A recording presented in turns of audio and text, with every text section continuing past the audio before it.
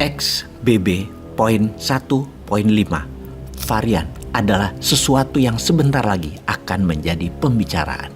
Sahabat izin, informasi kali ini dibuat dengan tergesa-gesa karena XBB.1.5 adalah virus varian Omicron baru yang sangat cepat menular yang sudah di ujung pagar Indonesia. Informasi ini persis seperti kejadian bulan Februari 2022 di mana seminggu sebelum serangan Rusia ke Ukraina, tim YouTube Bosman dengan kencangnya memberitakan akan masuknya tentara Rusia ke Ukraina. Kemudian benar, Rusia masuk dan menjadi perang beneran terjadi. Setelah itu, informasi berikutnya yang Bosman selalu infokan adalah Tiongkok pasti ambil Taiwan. Untuk ambil Taiwan diperlukan sebuah persiapan panjang. Diperkirakan persiapan itu memakan waktu 2 tahun sampai 4 tahun. Dan masa paling tepat adalah 2027 diperkirakan. Pokoknya sebelum tahun 2049, Taiwan pasti masuk ke Tiongkok menjadi satu sistem bernegaranya. Siapa yang akan menganeksasi Taiwan? Yang paling ambisius adalah Xi Jinping. Dan tahun 2027 adalah masa ketiga di ujung jabatannya, dan untuk keterpilihan 4 kalinya harus ada momentum atau lompatan. Yang terbaik adalah mengambil Taiwan. Semua diinformasikan rinci oleh Bosman, perlahan dan panjang, berseri. Bahkan mungkin yang tidak menganggap informasi seperti ini penting. Untuk apa memahami dunia di luar sana? Yang penting Anies jadi presiden, yang penting Ganjar jadi presiden, yang penting Prabowo jadi presiden, yang penting Jokowi jadi presiden lagi diperpanjang 2-3 tahun, lalu bisa 3 kali. Apapun itu terserah kalian sahabat. Tapi informasi tentang geopolitik dunia adalah syarat penting untuk generasi muda memahami kekuatan Indonesia agar bisa jadi global player dan menjadi kekuatan utama dunia. Yang selama ini, selama 7 presiden, belum. Saat ini, Indonesia masih mentah. Ekonominya berdasarkan GDP masih nomor 16 besar dunia. Kekuatan militer dalam hal persenjataan masih nomor 15 dunia. Di mana 90%-nya armor, arsenal, alutsista tadi adalah impor. Industrial military kompleknya masih belum jadi. Keterampilan tentaranya dalam hal jumlah dan kombatan skill masih nomor 12 dunia. Kekuatan tentara aktif 500.000 personel tentara, dan kekuatan bisa menjadi besar karena ada 5 juta manusia Indonesia yang bisa dimobilisasi untuk angkatan kelima dalam perang. Populasi nomor 4 dunia dan masih muda usianya rata-rata, semua itu baru kekuatan standar. Sejauh ini, cara menghitung kekuatan Indonesia, apakah Indonesia global player atau Indonesia superpower. Negara superpower itu kalau kekuatan militer persenjataannya top 3 dunia berbarengan dengan top 3 kekuatan ekonominya, itu baru disebut negara superpower. Terakhir adalah kekuatan budayanya, kekuatan pengaruh lifestyle, kekuatan budaya seperti Hollywood, Disney, Pixar, soft power lainnya. Seperti India punya Bollywood, seperti Korea Selatan punya K-pop, seperti Tiongkok punya Hong Kong Industrial Entertainment. Mereka mempengaruhi dunia soft power, dan itulah 3 hal penting global player yang Indonesia harus miliki. Kembali ke XBB.1.5 yang kita mulai dengan mengingatkan bahwa WHO bukan kepanjangan dari World Health Organization, tetapi Wuhan Health Organization. Karena apapun yang Tiongkok lakukan dibenarkan oleh WHO dan dibantu, ditutup-tutupi oleh WHO.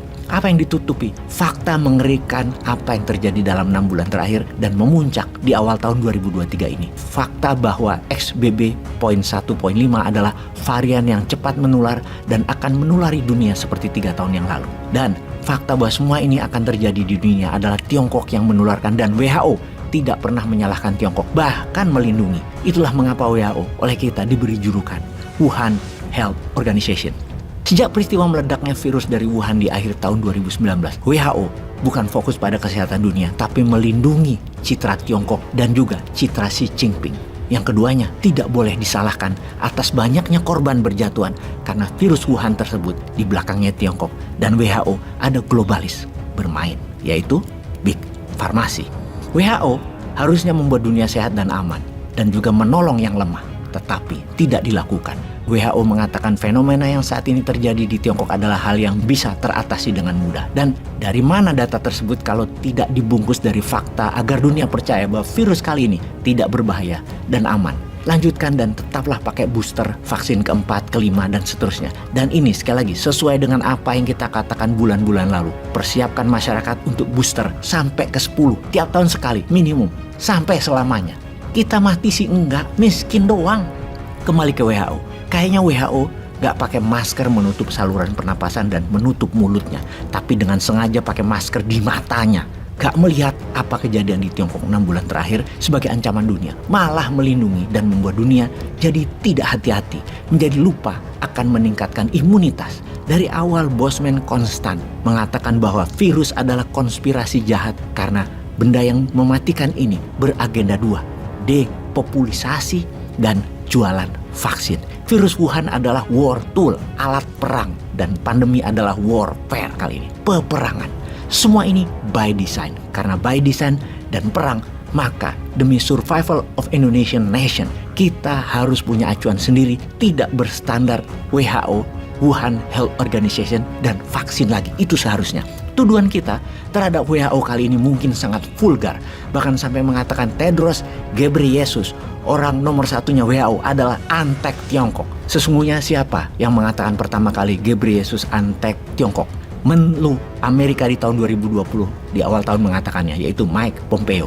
Kalau diingat, di awal tahun 2020 di mana virus masih di Wuhan, semua kejadian di depan matanya WHO bukan melindungi dunia, namun masih menganggap enteng, bahkan menipu dunia dengan mengatakan virus tersebut tidak bisa pindah ke manusia lain lewat udara. Ingat lo ya, ini awal tahun 2020 dan akhir tahun 2019, yang mana kita tahu sekarang bahwa info-info WHO itu adalah menipu dan menjebak kita semua sehingga kemakan vaksin diplomasi dan memakan ratusan ribu korban manusia di rumah sakit dan biaya 1.000 triliun rupiah untuk menangani masalah pandemi dan masalah ekonomi. WHO waktu itu, masih ingat kita, mengatakan karena virus Wuhan aman, tidak bisa ditransfer lewat udara, jadi orang dari Wuhan harus bisa travel ke seluruh dunia. Namun faktanya, tak lama kemudian ribuan orang terpapar dan meledak kejadian tersebut dari Italia. Dan setelah itu, tak lama kemudian, dalam hitungan bulan, seluruh dunia terimbas dan jutaan meninggal.